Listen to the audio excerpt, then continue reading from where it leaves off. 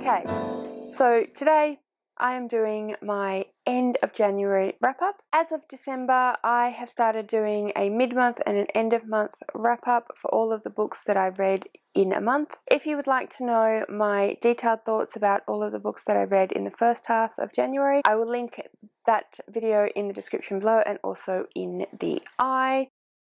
So you can definitely go and check that out. I will go through all of the stats for the month of January at the end of this video.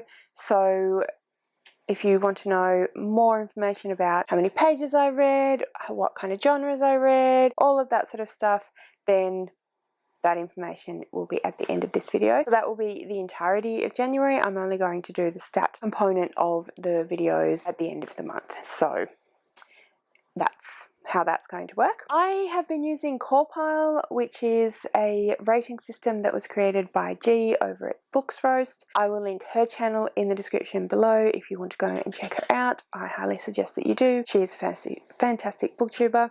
And also, Corpile is an amazing rating system which I have been really enjoying using. And I finally got around to watching her updated Corpile video, which included a link to a Excel spreadsheet that's on Google Docs that you can download and use to put in all the information about ratings and the books and all of that sort of thing. It's very comprehensive. It has information about whether you did not finish the book, how many pages the book was, what genre it was, who the author was, how long it took you to read the book, all of the sorts of information that you might possibly want to keep a track of throughout the year, and of course your ratings, and it also included the star ratings, as well as a little cheat sheet that gives you an idea of sort of how roughly to think about the ratings that you want to do. Obviously it's a totally personal thing, so you know, take that with a grain of salt, but just to give you an idea of how G does it and therefore how you might potentially want to do it. She also has a second spreadsheet that's part of the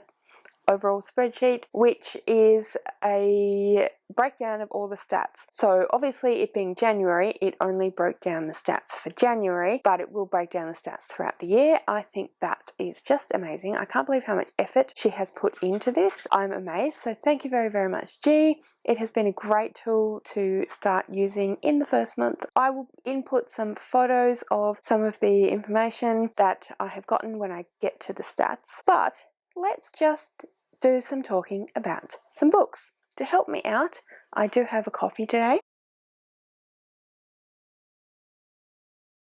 So for those people who have watched my February roll of reads, you would know that I did have one book that I wasn't sure whether I would get to, and I didn't get to that, so that won't appear in this video. But otherwise, I think I did pretty well in my January TBR. I did have a much better reading month in the first half of the month. I read 5 books in the first half of the month, which is actually pretty amazing for me. I slowed down quite a bit in the second half of the month. Partly, I think I just slowed down, but partly also because it was getting closer to school going back. School goes back for me, for us here in Tassie this week.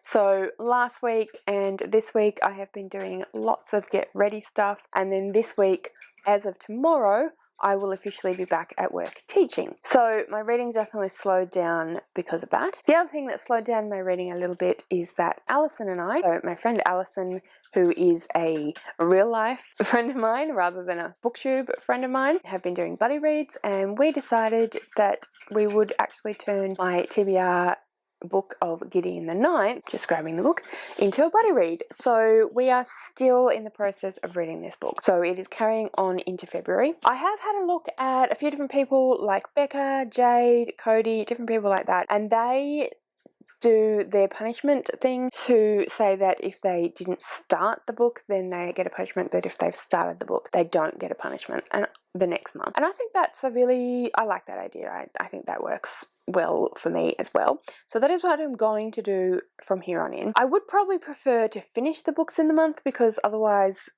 I have books that carry on but then I also have the TBR. But I'm sure I can figure out how to kind of work that into my TBR. But anyway, be that as it may, Alison and I decided to turn Gideon the Ninth into a buddy read. So I am up to Act 3, so I'm roughly a third of the way through the book, so I will talk more about this book when I actually finish it, which I expect will be in February, so it should appear properly in February's, probably the end of February's wrap-up, so that is a ongoing read for February as well. So let's get on to the books that I read in the second half of the month that I actually finished. The first of these is An Absolutely Remarkable Thing by Hank Green. I really enjoyed this book. I was pleasantly surprised by how much I enjoyed this book. I expected that I would enjoy the book. I have watched a number of different YouTube videos on a number of different YouTube channels that Hank is involved with and really enjoyed his videos. I really enjoy his presence on screen. So I was expecting to enjoy this one, but I didn't know that I was going to love it as much as I did. We follow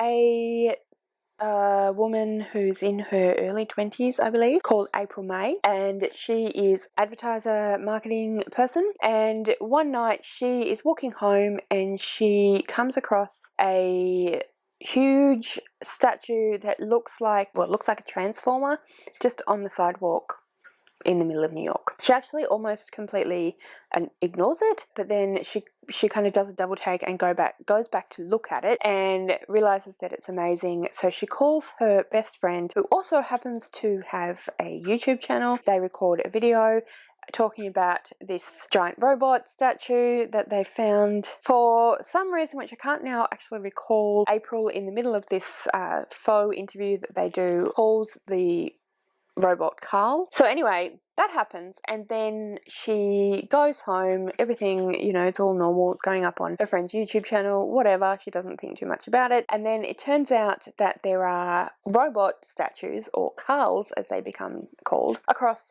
the whole world, and there's one in most major cities in most countries. Because April and her friend were the first people to do any kind of news or any kind of social media coverage of it, they become linked to the Carls and they become very important to what's going on with Carls, what the questions of what are they, where did they come from, why are they here, all of that sort of thing. So it is a sci-fi, but it's actually more of a character study and a coming-of-age story and a sort of study about how social media and how the way that we in the West, most specifically, or the first world, I suppose, how we sort of interact with the world in general, with each other, with social media, what YouTube and other sites like YouTube have kind of meant to the way that we view privacy, the way that we view gaining and giving information, but it's with a sci-fi bent, and it's with this story about, is it an alien, is it from the future, what is this thing that has appeared, and there being some mystery and some weird things happening in there. So I really enjoyed the fact that it was more of a conversation around those things than it was necessarily just a straight sci-fi. I really enjoyed the sci-fi elements in there, and I thought they were really well done. I'm discovering that I really enjoy that sort of book where on the face of it, it is a fantasy, or it is a sci-fi, or it is this, or it is that, but actually what it really is at its heart is a study of a person or a time of life or a social norm or something like that. So I thought that was really interesting. The fact that Hank Green is such a YouTube personality was really interesting as well. You could tell that a lot of what April May was experiencing and what she was going through was definitely authentic. So I wouldn't necessarily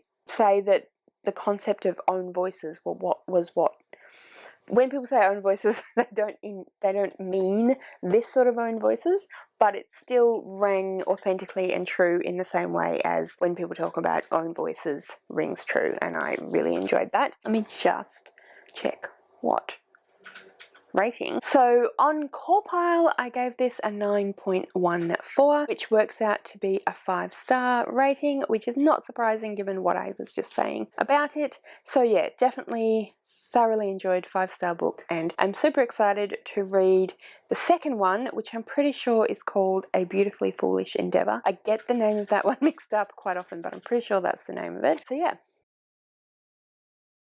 Next up we have Pride by Ibiza Boy. I actually lent this to a friend of mine last night, so I'm not able to show it physically, but I'll put an image of it up on the screen. This is well, it says on the cover that it is a Pride and Prejudice remix, which I actually think is a really good way of describing what this book is. And what that means basically is that they've changed a lot of the names, they have changed the time and place, they have changed a lot of the stuff that's going on societally, and therefore what kind of the emphasis of the storyline is. They've changed the setting, so quite a lot of the story has changed. So if you know anything about Pride and Prejudice, you know that that is an Elizabethan novel written by written by Jane Austen, set, like I said, in the Elizabethan period in England. Pride by Ibiza Boy is set in New York City, in Brooklyn to be exact, and it is set in a suburb or area of Brooklyn that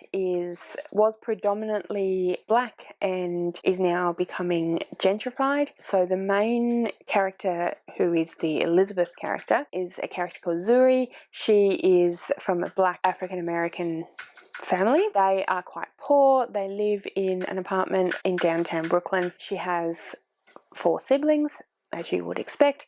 She very much mirrors the Elizabeth character. So she has an older sister called Janae. She has a middle sister called Marisol.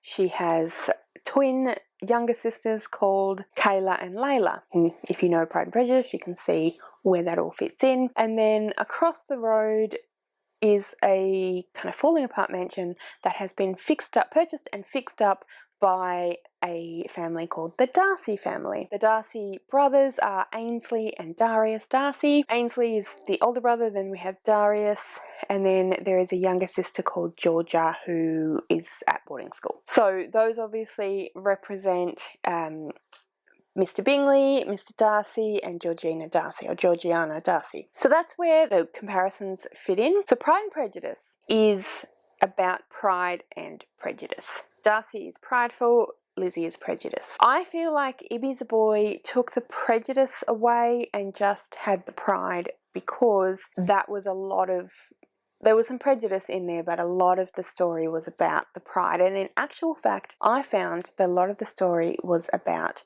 the Lizzie character, or Zuri. It was about her pride. So immediately, pretty much as the Darcy's move in across the road, she's prejudiced against them. She has an issue with them. The main reason is to do with the gentrification of the area that she lives in, of Brooklyn. So the main kind of crux of the story is to do with the gentrification of Brooklyn. Zuri knows that when an area is gentrified, then prices, just general living prices, go up, the cost of rent and amenities go up, and that means that a lot of families who maybe lived there prior to the gentrification because it was something they could afford are then forced to move. Even though the Darcys are black as well, they are a more wealthy family. Zuri is concerned that them moving into this part of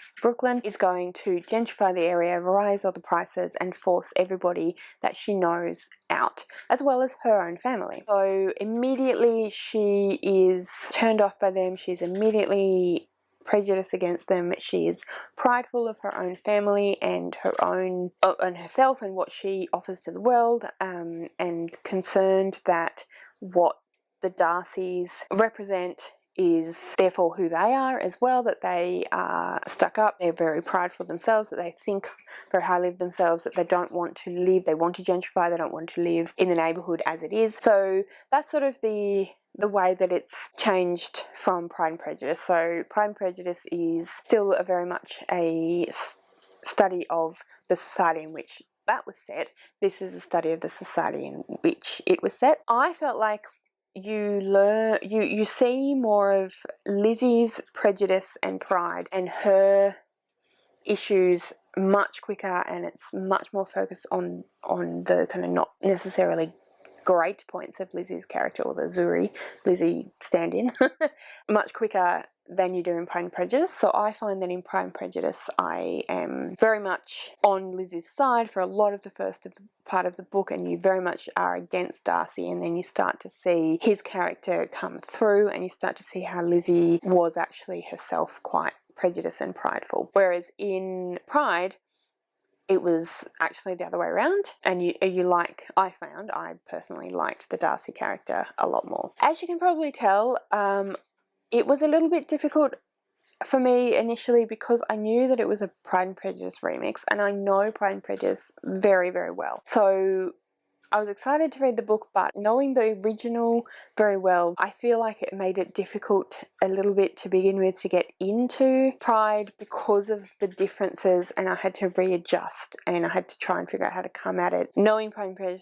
Prejudice really well, but not necessarily needing it to be the same, if that makes sense. It's a very short book, so fortunately I was able to do that because otherwise it wouldn't have had enough time. But fortunately I was able to do that quite quickly, and I really, really enjoyed it. I think that it's really well done. I think it's really, really well written. I think that it stands up on its own. If you don't know anything about Pride and Prejudice, I think that you could still read it and still really, really enjoy it, because of the fact that I found that it was a little bit difficult for me to turn off my knowledge of Pride and Prejudice, which is probably not the book's fault. It's more to do with me. But since I'm the one reading it, I'm the one giving the ratings. I gave it a 7 on Callpile, which is still a 4-star. So definitely a great book, definitely really enjoyed it. Just those couple of little things kept it from being a 5-star, but I would highly recommend to anyone that enjoys contemporary. I think, like I said, that it would stand up by itself, but I also would highly recommend it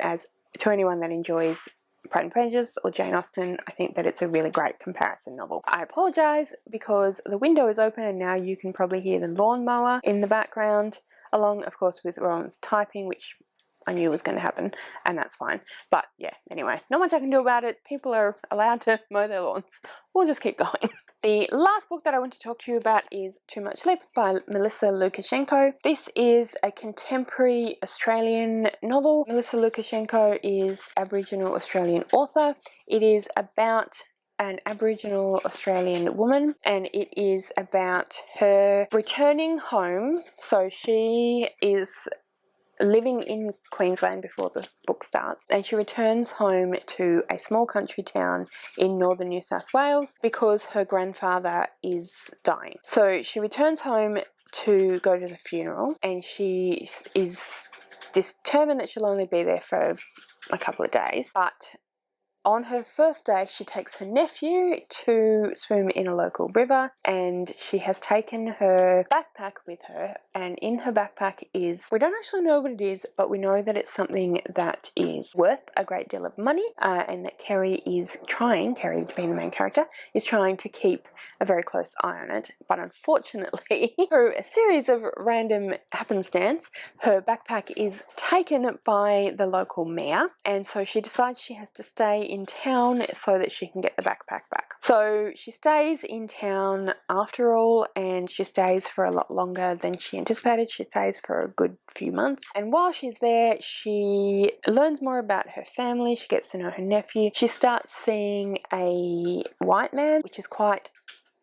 odd for her, partly because until this point, she is a lesbian, but anyway, sexuality being fluid, she was seeing mostly women up until this point, and she starts seeing a white man. So it's a little bit different for her from that point of view, that she's now seeing a man, but also she's seeing a white man, and so it's really interesting from that perspective as well, because although the point of view is Kerry, who is the Aboriginal Australian woman, it's a third person point of view.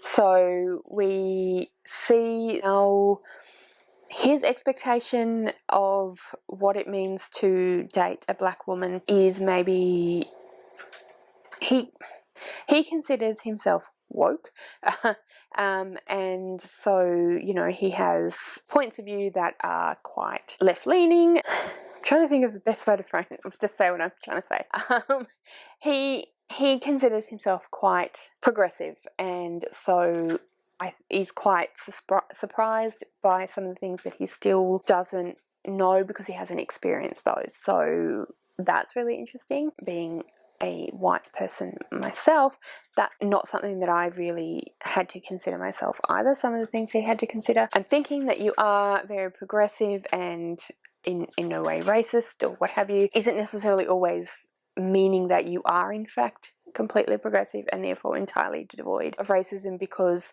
we live in a society that is racist. We have systemic racism baked into our lives and our upbringing. So I really thought that the exploration of that from the point of view of the main character, Kerry, dating a white man, Steve, was explored really well. We also have a subplot where we follow a real estate as she is trying to sell a bunch of different properties in the area. So she's actually come up from Sydney, but it turns out that there's more to that character than you first think. So there's kind of a secret going on in the back of the story that you don't even realize is necessarily a secret, and I didn't realize yet that was going to be revealed. What was going to be revealed would be revealed at the end, so it's done really well in that regard. It kind of jumps out at you and suddenly you're like, oh wait, what? That was going on the whole time? Hang on. So I thought that was really interesting and I was really enjoyed that. That happens probably about a third of the way through. Yeah, I really enjoyed this book. I thought it was really interesting. It is 300 and something pages long, which is not a very long book at all, but I did think that it was a little bit longer than it necessarily needed to be. But the main thing that I thought that let this book down a little bit was the ending, because we kind of get 3 or 4 endings, which I thought was a little bit unnecessary. And in fact, there was one particular thing that happened in the last little bit, which just didn't feel like it really fitted in with the story. But having said what I just said about being a white person and not necessarily understanding all of the traditions and religious beliefs of Indigenous people, I may very well be missing the point of the ending. So if you have read this book, I'm sure you know what I mean with the shark and you have a perspective to do with the shark, please let me know, because I'm really intrigued to know what it might mean to an Indigenous person, I guess, really, and what the point of that was to Melissa Lucashenko. I should probably see if I can look that up. I might do that, in fact. But yes, I did enjoy this book, so let's see what rating I gave it. So I gave it 6.43 on Callpile, which works out to 3 stars, which is pretty much right. It was a solid book. I enjoyed it, but I wouldn't say that it was my favourite book by any means. I will get on to the stats in just a second, but first I have to... Alright, so stats. I'm going to be looking down quite a bit for this one, but I will put a screenshot of the actual stats up here so you can see what I'm talking about. So I read 8 books this month, which was 3,390 pages, which I personally think is pretty good. 1 was an audiobook, that was the dry, and the rest were physical books. So I had 4 contemporary books, 2 fantasies, 1 mystery, and 1 paranormal. So like I said before, this is all of the books in the month. Alright, star ratings. I had 4 4-stars, 3 5-stars, and 1 3-stars. So a really, really amazing reading month. Had an outstanding start to the year, so I'm really happy with that. 1 young adult and 1 middle grade, 2 new adult, and 4 adult. So yeah, those are the stats for the month. Like I said, 8 books read, 3,390 pages, which I happen to think is pretty amazing, really. There you have it. That was my end of January reading wrap up. So comment below and let me know what you read in January, how many star ratings or what star ratings you had, what your overall reading month was like. If you have read any of the books that I have talked about in this video, I'd love to know that as well. So please comment below and let me know. If you want to let me know that you were here but you don't want to leave a comment, please feel free to leave me an emoji. And yeah, like I said, thank you so much for joining. I really hope you enjoyed this video and I'll see you next time.